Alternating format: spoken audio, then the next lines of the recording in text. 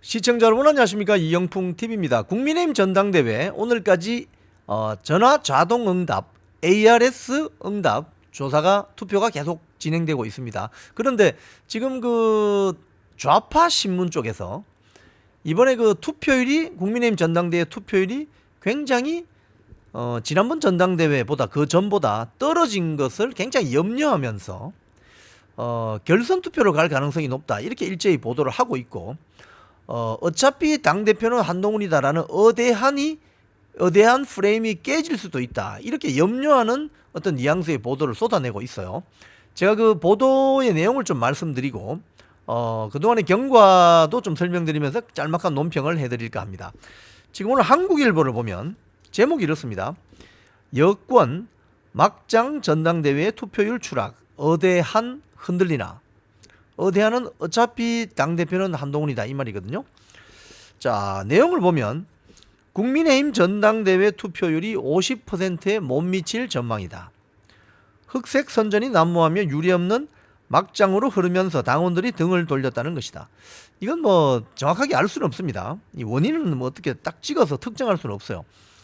자, 그래서 여기 보면은 작년에 그 김기현 당대표 선출할 때 당시보다 투표율이 지금 7%포인트 낮다는 거예요. 7%포인트 떨어졌다. 그리고 오늘 그 ARS 자동응답 기능 투표까지 실시되는데 이렇게 하더라도 전체 투표율이 한 50%에 미치지 못할 것이다. 이런 전망이 나온다고 해요.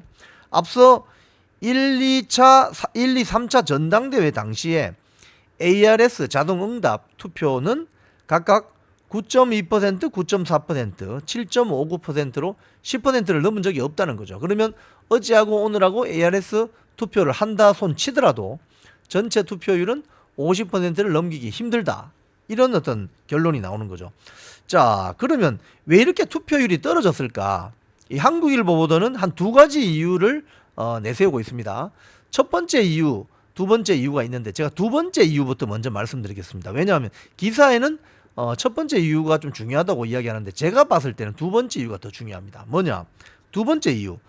당장에 굵직굵직한 선거가 없어서 이번에 선출되는 새 당대표의 권한이 많지 않다는 점이 원인으로 꼽힌다.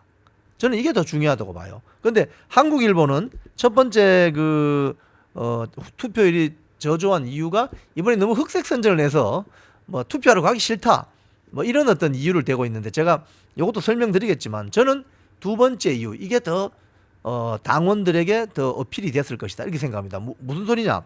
이번에 새 당대표는요 본인이 차기 대선에 나가지 않는다면 차기 지방선거 공천에 관여할 수도 있을 수 있습니다. 하지만 만약에 지금 한동훈 후보 같은 경우는 다음에 대선 나갈 수도 있다고 공언했잖아요. 그러면 다음 2년 뒤에 있는 지방선거 전에 당대표를 그만둬야 됩니다. 그렇게 되면 지방선거 공천도 하지도 못하죠. 그러니까 당대표가 가장 권한을 어떤 그 영향력을 행사할 수 있는 그런 공천이거든요. 공천. 지방선거이든 총선이든 뭐 공천인데 어차피 이번 당대표는 4년 뒤에 있을 총선 공천에 영향력을 미칠 수 없습니다.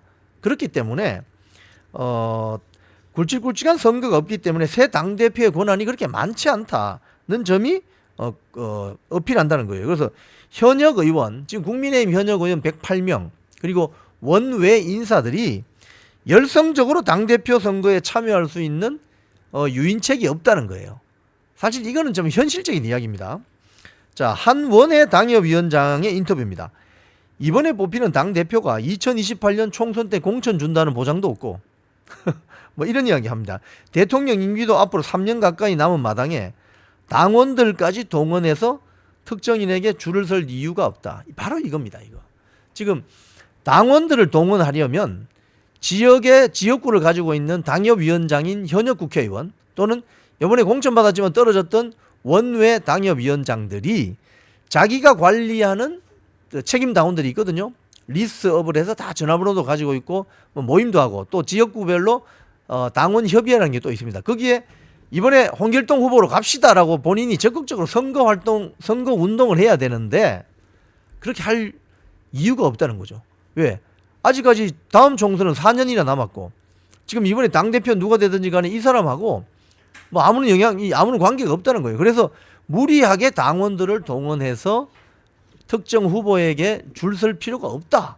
제가 이게 더 중요하다고 생각해요. 그래서 투표율이 떨어진다. 투표율이 지난번보다 좀 저조하다. 이렇게 볼 수도 있는 겁니다. 왜? 지난번에는요.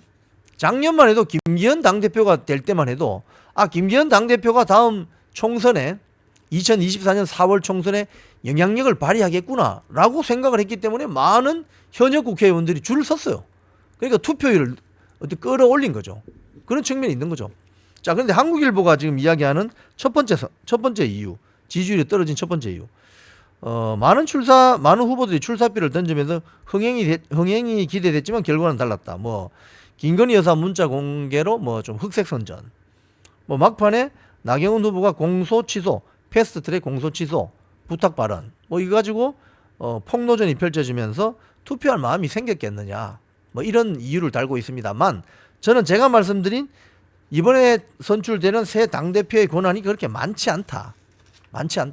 즉 당대표는 지방선거나 총선의 공천에 영향을 미칠 수 있는 그게 결정적인 권한인데 이게 지금 2년 뒤 지방선거나 4년 뒤에 총선하고는 별 관계가 없다. 이번 새 당대표는 빛 좋은 개살구다. 이렇게 현장에서 보고 있다는 거죠.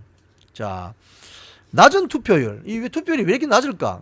각 후보 캠프 측도 이제 반응이 엇갈립니다. 한 후보 측은 대세에는 지장이 없다는 입장이다.